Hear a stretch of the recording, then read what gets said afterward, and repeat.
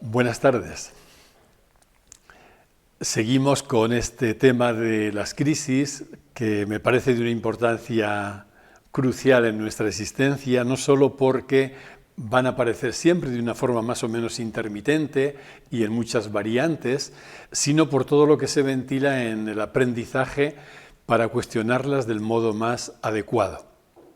Y teniendo como telón de fondo este tema, al que me referiré también en el encuentro de hoy, quería proponeros una práctica meditativa, para empezar, que podemos nombrar así: aprender a amar lo que es, o lo que es lo mismo, aprender a vivir diciendo sí.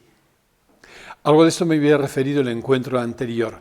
Voy a indicar un poquito los pasos que me parecen más oportunos para poder vivirla y luego ya dedicamos un tiempo a ella. ¿Qué pasos habría que tener en cuenta en esta práctica para aprender a amar lo que es, a vivir diciendo sí? Serían los siguientes, en lo concreto. Puedes empezar eligiendo algo que en este momento de tu vida te duele, te molesta, te incomoda, del tipo que sea. En definitiva, es algo que tu mente no desearía que ahora mismo estuviera ocurriendo, sea lo que sea. En un segundo momento, trata de nombrarlo con la mayor precisión posible. El objetivo es no perdernos en una nebulosa de malestares, sino tener como algo bien delimitado. ¿Qué es lo que ahora me duele? ¿Qué es exactamente lo que me incomoda, lo que me molesta? En un tercer momento, yo invitaré también a que podamos decir sí a eso que hemos nombrado. Decir sí significa sencillamente reconocer que eso ahora está aquí. Como luego insistiré, porque creo que es importante esta matización precisamente por venir de donde venimos, decir sí no significa para nada resignarse, no significa justificar lo que hay, no significa nada de eso, sino sencillamente comprender que eso está y alinearnos con ello. Y finalmente, y en esto consiste ya el tiempo que dediquemos a la práctica, se trata de permanecer ahí, más allá de la mente, un pasito detrás de la mente, como en el testigo que observa todo lo que está aconteciendo, y desde ahí iremos como renovando lúcida, conscientemente, nuestro sí a lo que en este momento nos está ocurriendo, a eso que en el primer momento hemos elegido. Alguna matización antes de empezar la práctica. Decir sí a lo que viene no significa para nada aprobación, ni justificación, ni resignación. Decir sí a lo que viene, amar lo que es, repito por enésima vez, no es nada más que reconocer aquello que se hace presente y reconocer que está ahí, por tanto alinearme con ello. En definitiva, significa hacer las paces con la realidad de este momento. Esto no solo no tiene nada de resignación, sino que es sabiduría. La sabiduría a la que luego me referiré de una forma extensa en el desarrollo del tema de hoy sobre las crisis, a la sabiduría de alinearnos con el momento presente. Y al mismo tiempo en esta práctica ya os invito de entrada a situaros no en la mente que discute, ni siquiera en la mente que etiqueta, sino, como decía antes, un pasito por detrás de la mente en el testigo, en eso que observa todo lo que hay y lo puede observar precisamente porque es el testigo desde el no juicio, desde la no etiquetación, si me apuréis incluso desde el no pensamiento y por tanto desde la ecuanimidad. Este último matiz de la práctica, el lugar desde donde vivirla, nos puede ayudar mucho también para otro tipo de prácticas meditativas y en definitiva para nuestra vida cotidiana, ejercitarnos en situarnos en ese lugar un poquito más allá de la mente, el lugar del no pensamiento, que es un lugar de atención desnuda y lugar de ecuanimidad.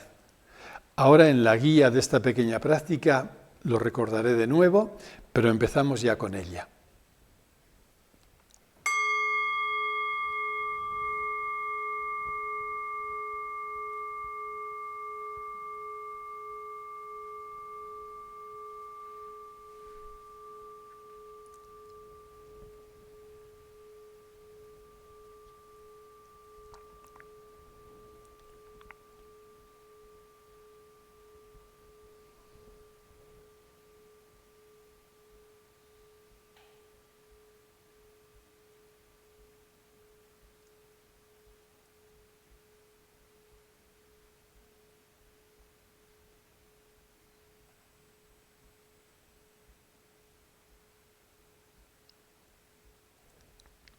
Como siempre, puedes empezar llevando la atención a tu cuerpo. Nota simplemente cómo estás sentada o sentado y siéntelo.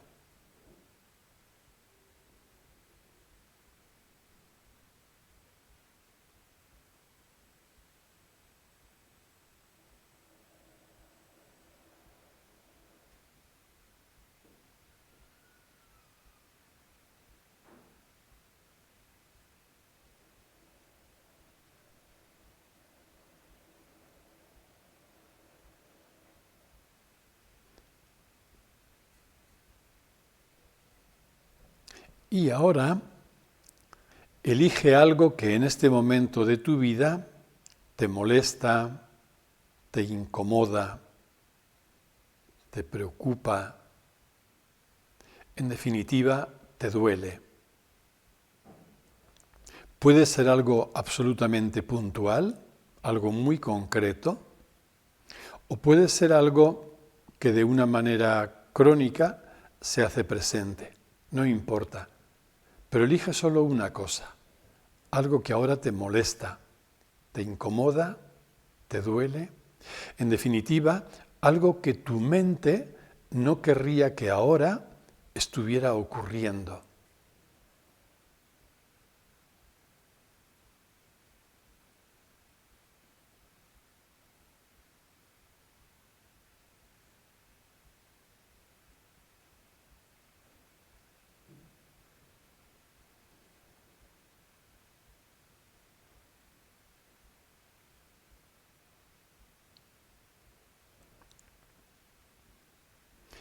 Y eso que has elegido, trata de nombrarlo del modo más preciso posible.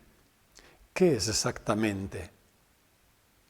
Con una sola palabra o una expresión, ¿qué es eso que ahora te incomoda, te molesta, te duele?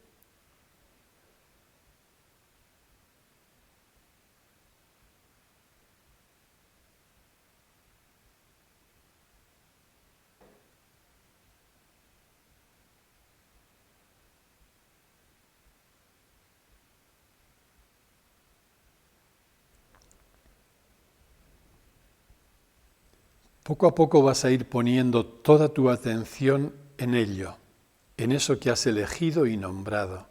Eso está ahí. Ahora, en este momento, está. En este momento es inevitable. Pon en ello tu atención.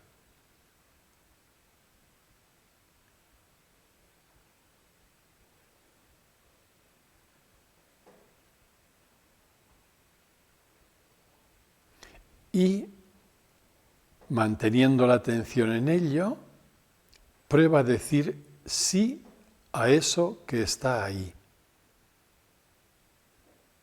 Sí a lo que la vida te trae en este momento. No estás justificándolo ni aprobándolo. Tampoco te resignas a ello. Simplemente reconoces que eso está ahí y en lugar de estar en guerra con ello, en lugar de resistirlo, de enfadarte, aceptas que esté ahí. Dices sí. Si te es posible, Quizá puedes situarte incluso un poquito más allá de la mente. Más allá de la mente juzgadora, de la mente discutidora, es situarte más allá en el testigo, en ese lugar que no juzga ni etiqueta, como más allá del pensamiento. Y vamos a permanecer un tiempo en silencio en el que sencillamente decimos sí a eso que hemos elegido y nombrado.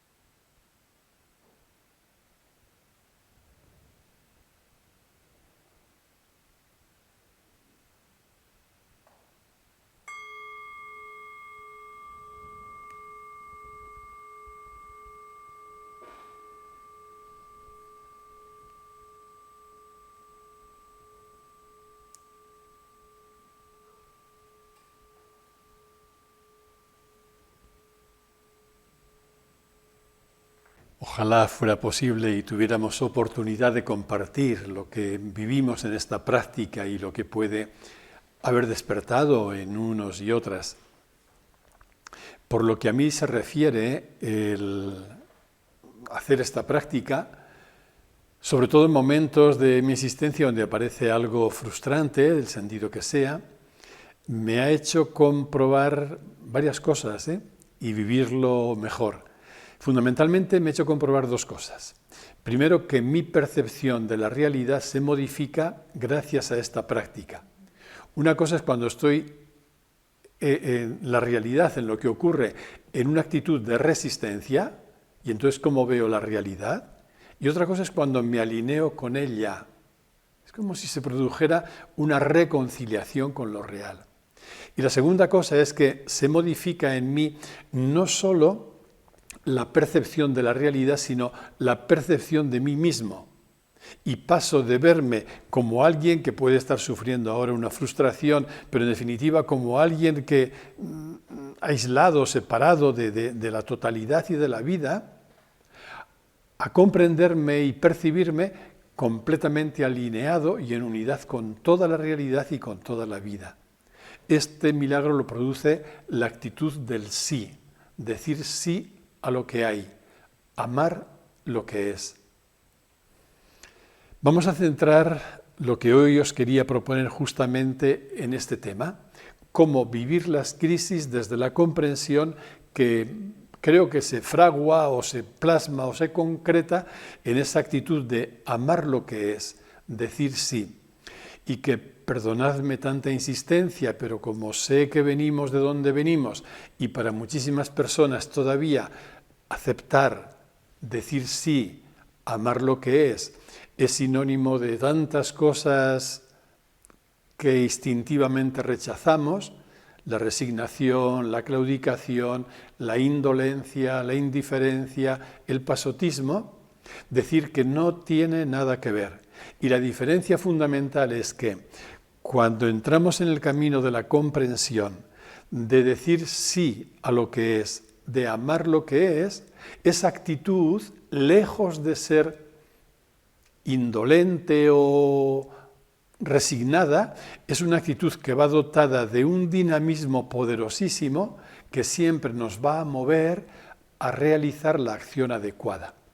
Pues bien, lo que os quería compartir tiene que ver con esto, con la comprensión, cómo vivir las crisis de la comprensión, y lo que voy a hacer, no sé si me he extendido en exceso, es aportar testimonios de personas sabias, el modo como ellos, ellas lo han vivido. A la hora de aportar estos testimonios, son como expresiones o frases que he tratado de recoger de acá y de allá, me gustaría puntualizar algo previo. En primer lugar, que una persona sabia nunca busca seguidores ni imitadores. Al contrario, el hecho de buscar a alguien que me apruebe, que me aplauda, incluso más todavía, que me siga, ¿no? O que quiera imitar lo que yo vivo, es señal de que la persona no se mueve por el ámbito de la sabiduría. No es eso. La palabra de la persona sabia no busca en ningún momento ser creída, no pide adhesión mental, no pide creencia. La persona sabia lo que hace es invitar a que investiguemos por nuestra cuenta. Por eso no nos da creencias, nos da herramientas para investigar. Es una pena cuando a lo largo de la historia determinadas palabras de personas sabias, sin necesidad de nombrar ahora ninguna en concreto, las hemos convertido posteriormente en creencias, con lo cual en cierto modo las hemos fosilizado. No. ¿Qué produce la palabra de la persona sabia? El poder de esa palabra está en la resonancia que produce en nuestro interior, porque es esa resonancia, el eco que produce en nosotros, el que despierta la misma sabiduría que ya en nosotros duerme. Puede estar oculta, puede estar dormida, puede estar apagada, pero que está ya en todos y todas nosotras. Esa resonancia es lo que otorga, entre comillas, el carácter de sabiduría a la palabra que escuchamos. Es una palabra tan rica, es una palabra tan sabia, que tiene el don de poner palabras a nuestra propia vivencia, tiene el don de despertar aquello. ¿Por qué digo esto? Porque las palabras que os quiero proponer ahora, para mí son todas ellas palabras sabias, no buscan en absoluto ser aceptadas, no buscan mucho menos ser creídas, no buscan que digamos amén a lo que leemos o escuchamos ahora, no. Lo que buscan es, y a lo que yo os quiero invitar, es que estéis con una atención descansada, abierta, para ver si algo de lo que escucháis resuena en vuestro interior. A mí me parece que es la forma adecuada de leer, sobre todo de leer textos sabios. Pues bien, con esta invitación os dejo, sin pretender nada, quizá incluso sin poner, por supuesto, ninguna tensión, una atención descansada. Escuchad estas palabras con una mirada, aunque sea de reojo a vuestro interior, y ver qué palabra despierta algo. Eso es muy importante porque nada es casual y lo que la palabra despierta en mí tampoco es fruto de la casualidad.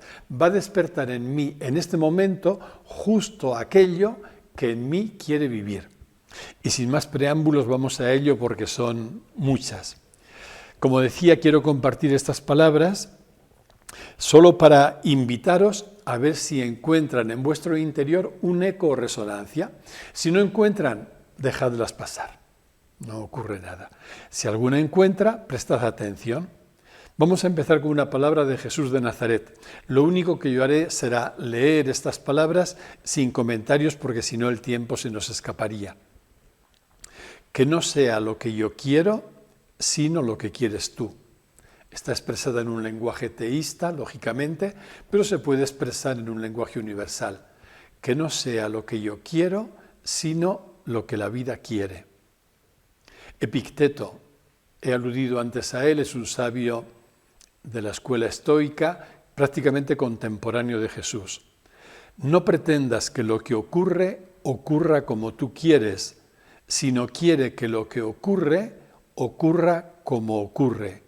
Así, el curso de tu vida será feliz. Marco Aurelio, otro gran representante de la escuela estoica. Todo se me acomoda, oh cosmos, lo que a ti se te acomoda. Pablo de Tarso. Sabemos que todo contribuye al bien de quienes aman a Dios.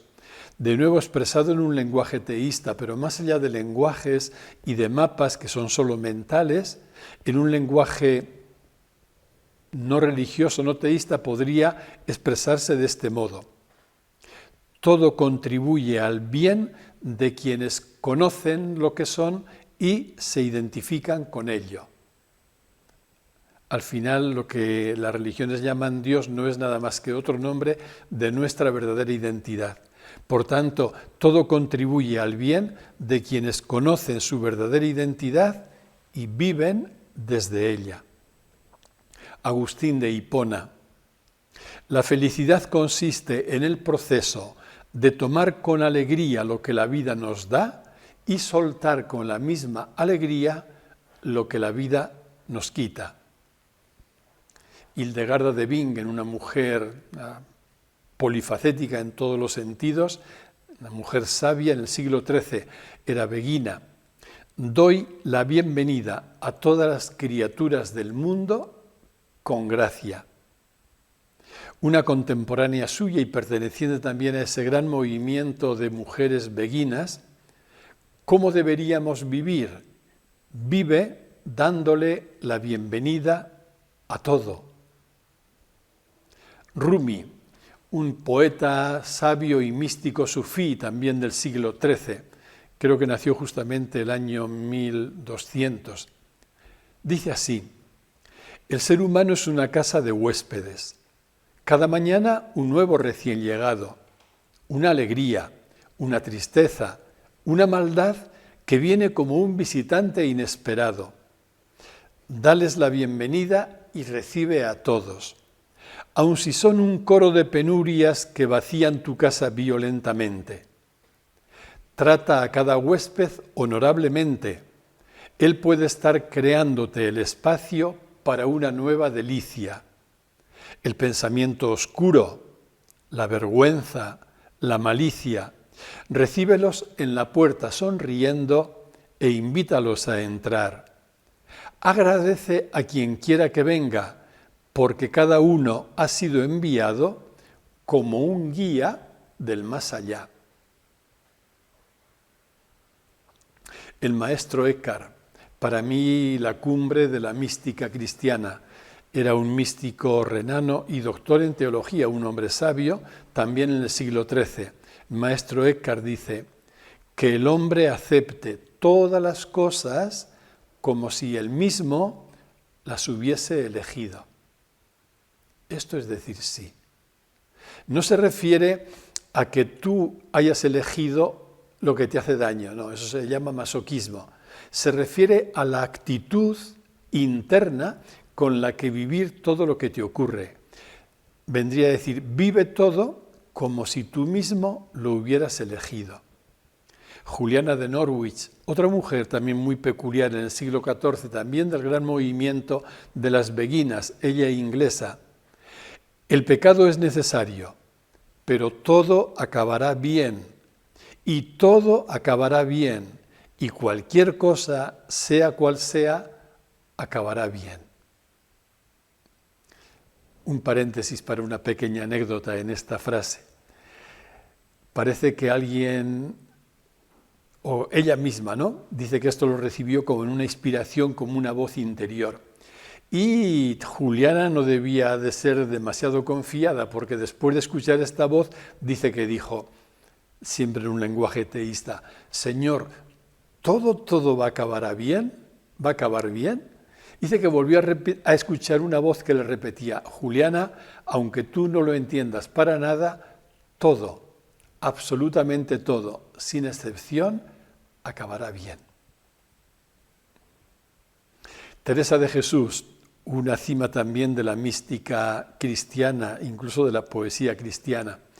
Es un lenguaje teísta, lógicamente, y en aquel lenguaje de castellana vieja que era Teresa. Leed más allá de la expresión. ¿Qué mandáis hacer de mí? Dadme muerte, dadme vida, dad salud o enfermedad, honra o deshonra me dad, dadme guerra o paz cumplida, flaqueza o fuerza a mi vida, que a todo diré que sí. ¿Qué queréis hacer de mí? Dadme riqueza o pobreza, dad consuelo o desconsuelo, dadme alegría o tristeza, dadme infierno o dadme cielo, pues del todo me rendí. ¿Qué mandáis hacer de mí? Si queréis, dadme oración, si no, dadme sequedad, si abundancia y devoción, y si no, esterilidad. Soberana majestad, solo hallo paz aquí. ¿Qué mandáis hacer de mí? Lo que Teresa llama soberana majestad es otro nombre de la vida con mayúscula, de lo que es. Juan de la Cruz, contemporáneo y también otra cima de la poesía española, sin duda. Me parece que el secreto de la vida consiste simplemente en aceptarla tal cual es. Spinoza, aquel filósofo insigne, ¿no?, proveniente del judaísmo, y que lo pasó mal precisamente por desmontar creencias para sus paisanos, no propiamente paisanos, sino provenientes de la misma tradición religiosa muy queridas. Spinoza decía, solo es posible la alegría constante cuando nuestra voluntad quiere lo que es. Es decir, sí a lo que es, decir sí a lo que hay. Solo es posible la alegría constante cuando nuestra voluntad quiere lo que es. Esta alegría constante de que habla el filósofo sería lo mismo que, por decirlo en lenguaje de Francisco de Asís, la alegría sin objeto. La alegría constante o alegría sin objeto es aquella alegría que se fundamenta no en lo que ocurre, no en lo que pasa, sino en la comprensión de lo que somos. Entonces, lo que ocurre y lo que pasa puede provocar oleajes en nuestro interior, pero hay un fondo, una quietud de alegría constante que va de la mano de la aceptación profunda, radical de todo lo que es. Esa es la alegría constante. Nietzsche: en definitiva y en grande, quiero ser un día uno que solo dice sí. Con todo lo que fue la vida de Nietzsche y con toda su enorme, no solo lucidez, sino premonición en el mejor sentido de la palabra, ¿no? Con toda su gran capacidad de ver más allá, termina aplicando a su existencia como esta norma de vida. Quiero ser un día uno que solo dice sí. Algo habría descubierto para experimentar que solo en el decir sí a lo que es encontramos la plenitud de nuestra vida. Krishnamurti, ya contemporáneo nuestro: el secreto de mi paz es que no me importa lo que suceda. Nisargadatta, otro contemporáneo indio, a mitad del siglo pasado, un poco más: la esencia de la sabiduría es la total aceptación del momento presente, que coincide casi textualmente con lo que había dicho Juan de la Cruz en el siglo XVI, ¿no? El secreto de la sabiduría es la aceptación total del momento presente. Y quiero también leeros un texto un poquito más largo, pero que me parece que vale la pena, también por la sabiduría que contiene. Es de un gran poeta español contemporáneo. Lo titula él La visita del mal, es Colinas, y dice así: hoy hemos recibido la visita del mal, pero hemos decidido acogerlo como a huésped fecundo. Llegó el mal de repente, como cepo o veneno, y le hemos abierto de par en par la puerta de la casa. Como siempre, el mal viene ciego, desnudo, sin razón, y aunque perros y gatos han salido huyendo, conservamos la calma plenamente y lo hemos conducido hasta el jardín. Allí, el dulce día, el sol tan fuerte, abrasaban las llagas y los pesares, resecaban la sangre en las heridas, borraban el espeso hedor del aire. Nos ha llegado el mal como un cuchillo airado en sótanos de sombra, mas casa y corazón están abiertos. Una vez más tuvimos que poner amor donde el amor no se encontraba. Y no hay mordaza, dardo, aguja, hiel que no pueda fundir la hoguera musical que de monte a monte hoy propaga el otoño. He entrado unos momentos en la casa para sacarle el pan y la bebida al huésped iracundo. Quise alegrarle el corazón, poner un poco de calor en su cara de hielo. Con sosegada paz volví al jardín para abrazar el mal, pero no pude, pues lo encontré caído y moribundo de luz y de silencio entre la hierba. Hoy hemos recibido la visita del mal, mas pronto hemos tenido que enterrarlo debajo del naranjo y de su aroma, donde zumban las abejas. A solas nos tuvimos que beber el vino que sacamos para el huésped, el dulce vino del más hondo olvido. Gracias, Antonio Colinas. Christian Bobin es un poeta y un escritor de primera línea hoy en Francia, es también contemporáneo.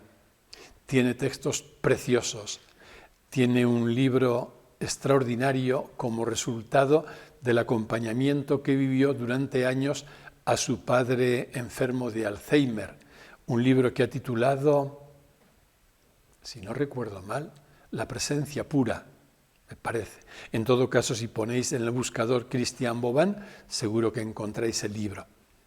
Dice Christian Vauban: os invito a ser como la tierra desnuda, olvidada de sí misma, acogiendo igualmente la lluvia que la golpea y el sol que la reseca. Estas son las metáforas que le cantan a este poeta, ¿no? Ser como una tierra desnuda, que acoge igual la lluvia, que la golpea a veces con fuerza, o el sol que la reseca. En definitiva, alguien que en apertura dice sí.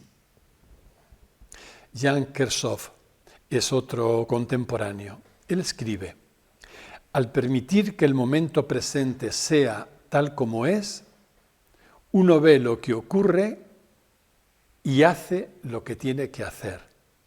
Uno acepta la situación presente como si la hubiese elegido y permite que la vida fluya tal como es.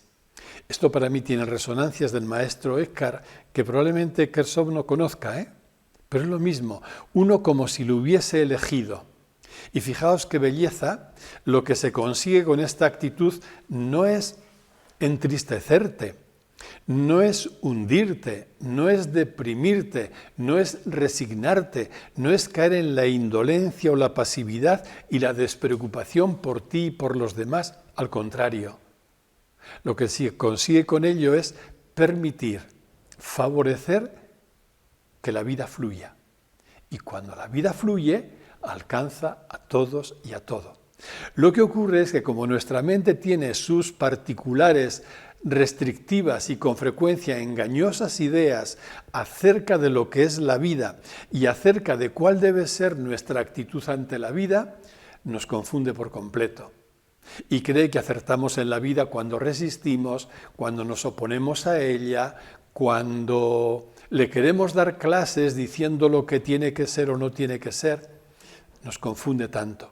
La sabiduría, y a esto querían contribuir las palabras que he compartido, nos muestra un camino diametralmente opuesto.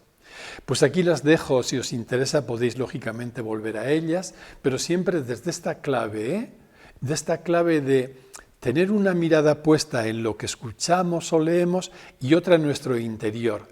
¿Algo me toca? ¿No sería raro, como ocurre con frecuencia, que nos tocara algo en lo que ni siquiera habíamos reparado en un primer momento? Algo que nos parece pues hasta poco importante, algo que, y sin embargo, si te toca, por algo es. Eso es sabio. Pues bien, tal como yo lo veo, todas estas afirmaciones comparten una misma intuición, que para ellos y para ellas, sabios y sabias, ya no era una intuición, era una comprensión profunda que llenaba de sentido y de luz su vida. La intuición o la comprensión para quien la ha experimentado es que existe una sabiduría infinitamente mayor que nuestra mente que rige todo el proceso. Por eso cuando estás diciendo sí, ¿a qué dices sí? A la sabiduría mayor, a la sabiduría que rige todo. Y si me apuréis incluso a esa sabiduría que constituye también nuestra más profunda identidad. Por eso, decir sí a la vida no es decir sí a una señora que pasa por ahí para que me deje en paz. Decir sí a la vida es decir a lo que somos en profundidad. Ese sí a la vida puede frustrar a la mente. Cuando yo digo sí a la vida, muchas veces estoy diciendo no a lo que mi mente querría. Pero ese no a la mente, ese frustrar la mente, forma parte también de la actitud sabia. Todas las afirmaciones que he leído desde mi punto de vista comparten también esta misma intuición y comprensión en la que nos quieren introducir. Porque lo cierto es que, aunque sea por caminos muy diferentes, y en cada persona lo serán, las crisis quieren conducirnos a todos y a todas a una misma y única experiencia. Quieren situarnos, como decía antes, y en la práctica me parece que es bueno ejercitarnos ahí, quieren situarnos como un pasito detrás de la mente más allá de la mente, más allá del yo, es el lugar que llamamos del no pensamiento, que no es un no pensamiento porque reneguemos del pensar, no. Es un no pensamiento porque buscamos un lugar infinitamente más rico que el pensamiento. Es el lugar de la atención desnuda o el lugar del testigo. En ese lugar donde percibimos que en lo profundo todo está bien y que hay infinidad de cosas todavía que arreglar en el plano de las formas, en todos los niveles, pero hay un lugar, ese lugar de nuestra verdadera identidad, donde todo está bien. Es un lugar, decía antes, de ecuanimidad, de quietud, de descanso, de plenitud. Y de nuevo, no es ninguna creencia. No es para que nadie diga, vale, pues me lo voy a creer y tiene que haber ahí un lugar también en mí. No, es una propuesta y una oferta para investigar, para indagar, para averiguar. Ver, yo sé bien, sabemos todas bien, por experiencia, qué ocurre cuando nos reducimos a la mente. ¿Qué pasa con esa rumiación incesante, la cavilación que no para, el dar vueltas a las cosas? Y por el contrario, ¿qué ocurre cuando yo, imaginativamente hablando, doy un pasito detrás, me pongo más allá de la mente, más allá del pensamiento? Lo que yo percibo, lo que en mí se produce es que el pensamiento se aquieta, la mente se silencia y se serena.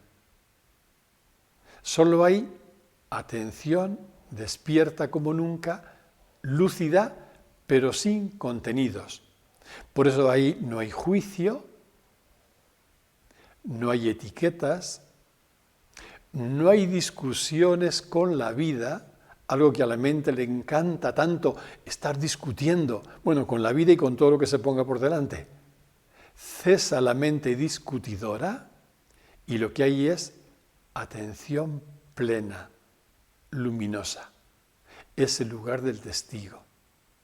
¿Qué pasaría con nosotros si en nuestra vida cotidiana, no hablo ya solo de prácticas formales que probablemente nos ayudarán y vendrán bien, pero si en nuestra vida cotidiana, en lugar de estar tanto tiempo o todo el rato en la mente discutidora, caviladora, rumiante, nos situáramos ahí un pasito por detrás de ella,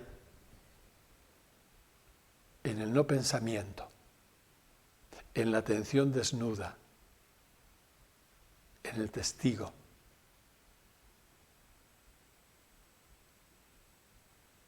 A ese lugar invitan, yo creo, las palabras de sabios y sabias que hemos escuchado.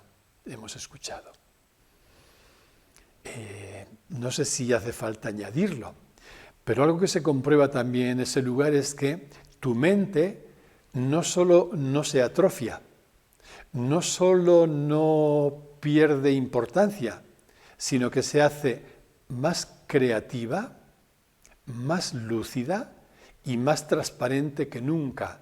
Porque en ese lugar, en el lugar del testigo, volvemos a utilizar la mente, pero como servidora.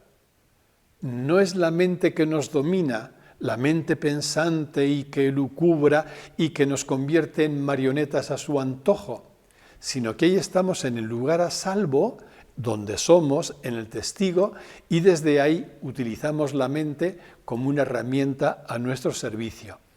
La mente que nombramos funcional. Decía que no es una creencia, por eso es una propuesta investigarlo o indagar por tu cuenta. Investiga. Ante cualquier crisis que tengas, sea mayor o menor, ¿qué ocurre cuando la vives desde el yo y qué ocurre cuando la vives desde este lugar del que estoy hablando? ¿Qué ocurre? Aunque no sea una crisis importante, aunque sea solo una noticia que te ha descolocado un poco, si la vivo desde el yo, lo más probable es que termine encerrado en la nube de esa noticia o de esa crisis y que me sienta totalmente a merced de ella. Por el contrario, si puedo vivirla desde ese otro lugar, desde el testigo, en la comprensión de que lo que yo soy es esto que llamo testigo, en definitiva, de que soy vida, claro que la crisis removerá, dolerá, alterará, pero no de una manera definitiva, porque estoy experimentando y estoy viviendo en ese otro lugar donde no discuto mentalmente, tampoco discuto con la crisis. Le creo su espacio, la estoy acogiendo, pero estoy diciendo sí a lo que hay, sí a la crisis, y lo digo desde ahí, donde yo me percibo como vida, que está por tanto a salvo. La propuesta que quería haceros es vivir esto como un experimento ante cualquier adversidad o simple frustración en vuestra existencia. Investigad, no creéis nada, tomad nota solo del resultado del experimento. Sabéis que en la mesa de un laboratorio se parte siempre de una hipótesis. Sospechamos que esto ocurre. Esa hipótesis se somete a las pruebas de un laboratorio, controlando todos los factores que hay que controlar, y se la somete reiteradamente. Cuando, cambiando todos los factores que pueden jugar ahí, el resultado del experimento siempre es el mismo, lo que era una hipótesis se convierte en una teoría científica.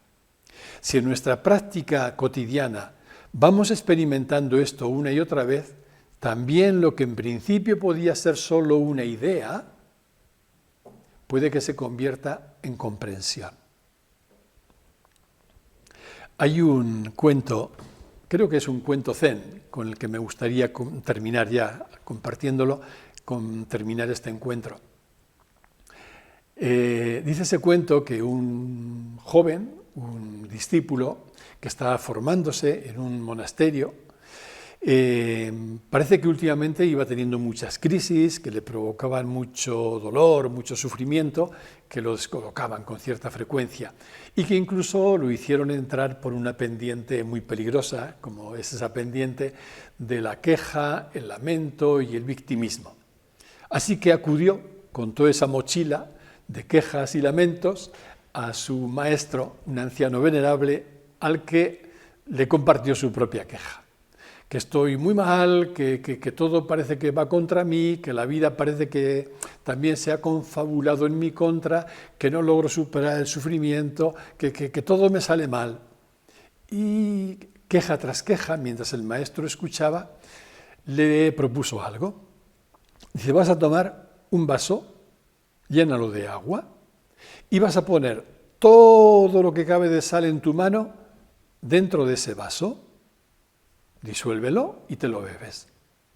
Y el discípulo, muy obediente, hace lo que el maestro le dice, toma el vaso, lo llena de sal, vuelve, y dice, tienes que bebértelo todo de un trago.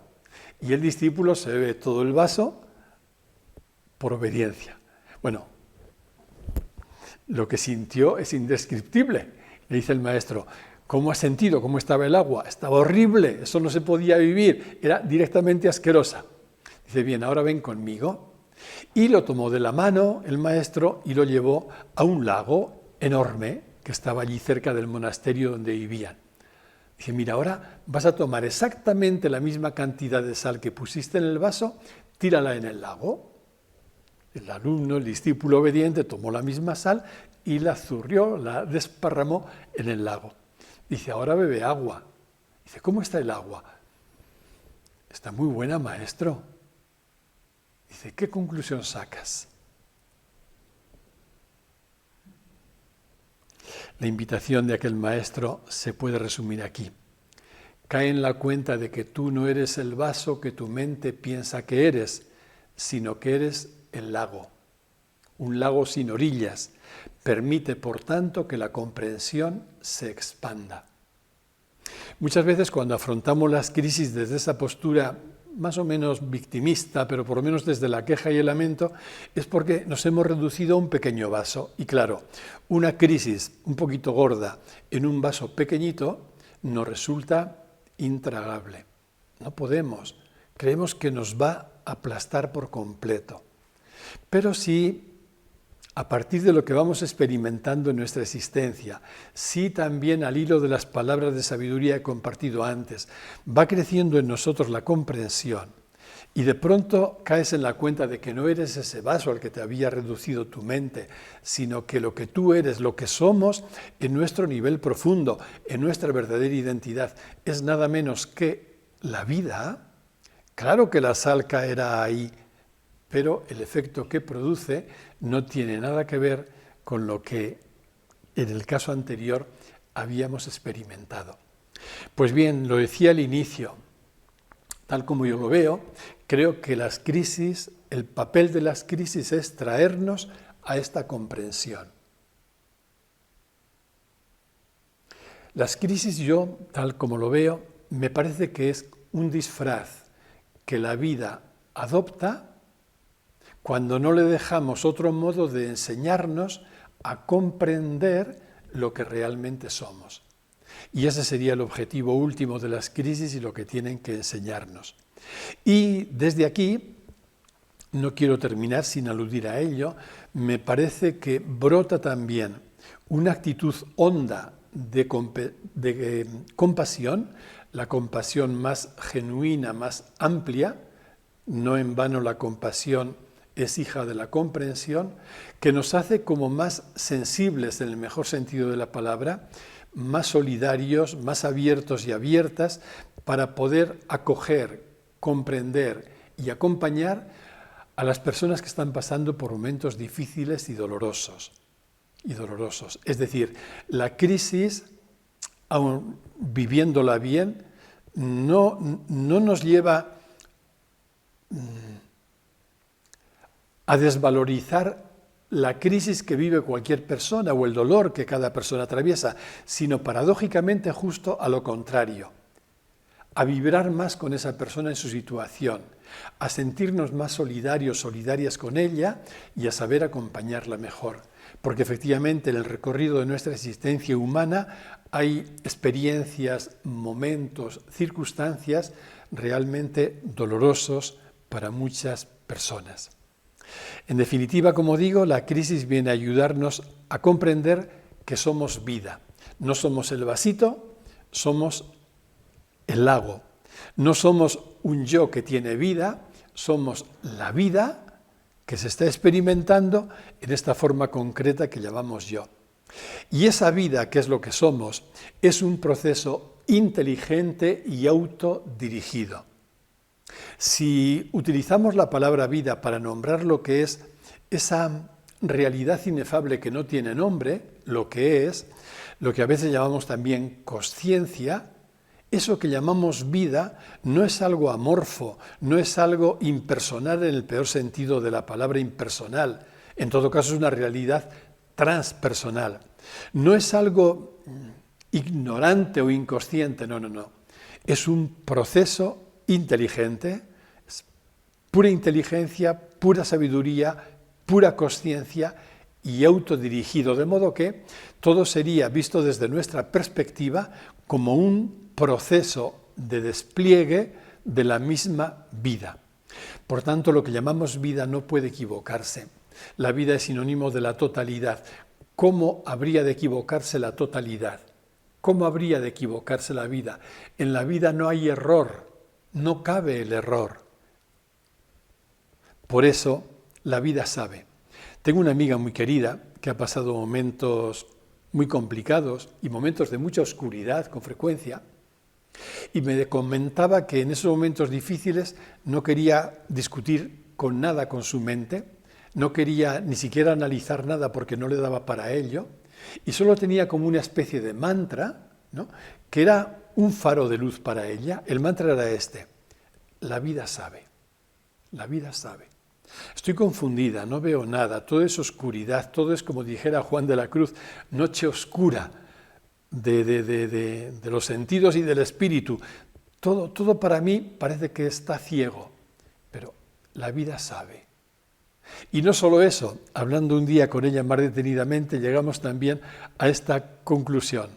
No solo la vida sabe, sino que en cada uno y en cada una de nosotros siempre hay algo que sabe.